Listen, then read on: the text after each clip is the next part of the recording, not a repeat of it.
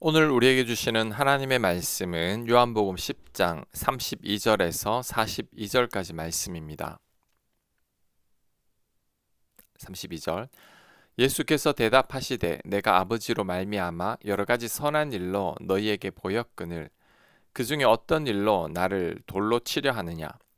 유대인들이 대답하되 선한 일로 말미암아 우리가 너를 돌로 치려는 것이 아니라 신성 모독으로 인함이니 네가 사람이 되어 자칭 하나님이라 함이로라. 아멘. 왜 유대인들이 예수님을 돌로 치려고 하죠? 예수님이 하나님과 자신이 하나라고 하자 유대인들은 신성 모독처럼 느꼈기 때문입니다. 사실 예수님은 솔직하게 얘기했을 뿐입니다. 하지만 유대인들은 도저히 납득할 수가 없었던 거죠. 34절입니다. 예수께서 이르시되 너희 율법에 기록된 바 내가 너희를 신이라 하였노라 하지 아니하였느냐. 성경은 패하지 못하나니 하나님의 말씀을 받은 사람들을 신이라 하셨거든.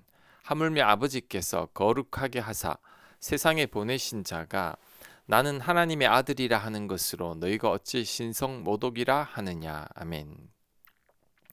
자, 율법에 기록된 바 각주를 보면 시편 82편 6절이라고 되어 있습니다.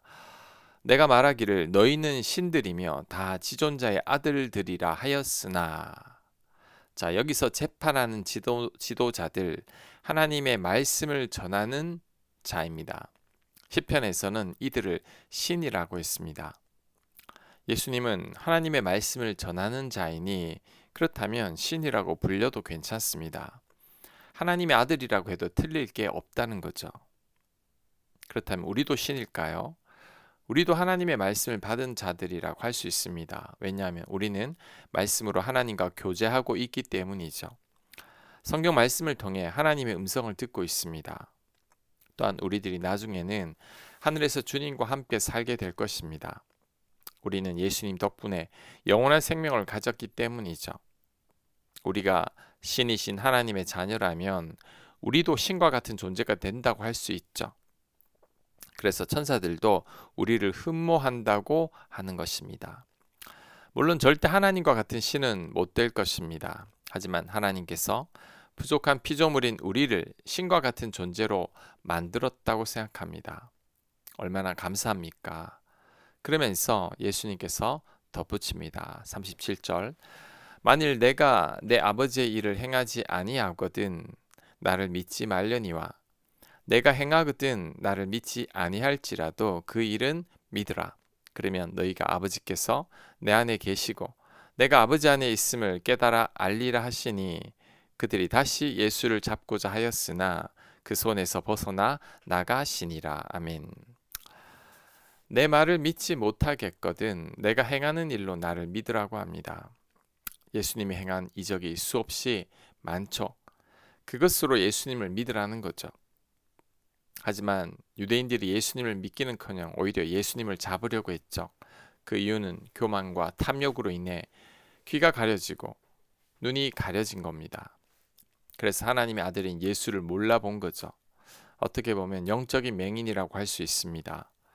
특히 오늘 이 본문은 예수님께서 실로암 맹인의 눈을 뜨게 한 후에 이뤄진 설교입니다. 그런데 평생 맹인이던 자는 예수님을 알아보고 평생 하나님을 잘 안다고 자처하던 유대인들은 예수님을 몰라보고 있습니다. 실로암 맹인은 눈을 뜨고 난 후 바로 예수님을 알아봤죠.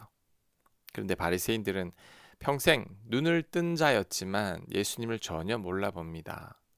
아이러니하지 않습니까? 차라리 눈이 어두웠으면 더 좋았을 뻔했습니다.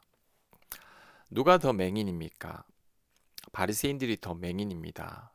오히려 실로암 맹인의 눈이 더 밝은 거죠. 이것을 우리에게도 적용해 볼 수 있습니다. 개인적으로 수많은 교인들을 만나면서 느낀 것은 오래 믿은 분들 가운데 하나님과 먼 사람들이 꽤 많다는 겁니다. 이분들은 예배를 사모해서가 아니라 습관적으로 그냥 주의를 지키는 경우가 많습니다. 말씀에 대한 사모함은 별로 없고 아는 것 많아서 비판과 판단하는 마음은 가득합니다. 예수님을 만난 기쁨과 감격 속에서 신앙생활을 하는 게 아니라 습관적인 종교 생활을 하는 거죠. 모태신앙들 중에 이런 분들이 많습니다. 또한 이런 분들이 교회를 오래 다녔기에 교회에서 중직을 맡고 있죠. 목회자들도 마찬가지입니다. 큰 교회에서 오랫동안 목회하다 보면 늘 대접받고 또 우리 목사님 소리 들으면서 지냅니다. 그러다 보니 나도 모르게 지위와 권력을 누리게 되죠. 예수님은 섬김, 희생, 낮아짐의 삶을 보였는데 그와는 정반대의 삶을 살게 됩니다. 그러니 영적으로 무뎌지는 거죠. 나도 모르게 영적인 맹인으로 바뀌어 가는 겁니다. 그 외에도 하나님을 온전히 보지 못하게 하는 것들이 우리 주변에 너무나 많죠. 하나님께 시선을 둘 수가 없는 겁니다. 물질, 성, 권력, 쾌락, 편안한 삶, 안주하는 삶 등이 그것이죠. 그냥 걱정 없이 사람들과 엮이지 않고 편하게만 살고 싶은 겁니다. 외적으로 보면 정말 아무런 문제도 없어 보입니다. 하지만 영적으로는 맹인이고 가난한 자들이죠. 라우디게아 교회처럼 뜨겁지도 않고 차갑지도 않습니다. 반면에 이제 막 예수님을 믿기 시작한 분들 중에서 뜻밖의 나중된 자들이 먼저 된 자들을 자주 봅니다. 믿음 생활한 지 1, 2년밖에 안 되었어도 10년, 20년 믿음 분들보다 믿음이 더 순수하고 귀합니다. 얼마나 말씀에 순종하려고 애를 쓰는지 모릅니다. 얼마나 사랑하는 삶을 살아가는지 모릅니다. 그런데 오래 믿은 분들은 아예 이런 말을 하죠. 성경 말씀대로 못 살아. 그냥 지킬 수 있는 것만 지키면 돼. 용서? 우린 인간이에요. 어떻게 원수를 용서할 수 있겠어?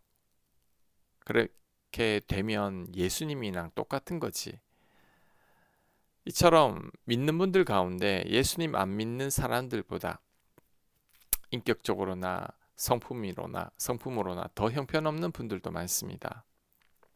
믿지 않는 가정이 믿는 가정보다 더 행복한 가정도 많죠. 오래 믿은 자들이 더 조심해야 합니다. 먼저 된 자들이 나중될 수 있습니다. 마태복음 7장 21절 이하는 이렇게 말씀합니다. 나더러 주여 주여 하는 자마다 다 천국에 들어갈 것이 아니요 다만 하늘에 계신 내 아버지의 뜻대로 행하는 자라야 들어가리라. 그날에 많은 사람이 나더러 이르되 주여 주여 우리가 주의 이름으로 선지자 노릇하며 주의 이름으로 귀신을 쫓아내며 주의 이름으로 많은 권능을 행하지 아니하였나이까 하리니 그때 내가 그들에게 밝히 말하되 내가 너희를 도무지 알지 못하니 불법을 행하는 자들아 내게서 떠나가라 하리라. 아멘. 두려운 말씀이죠.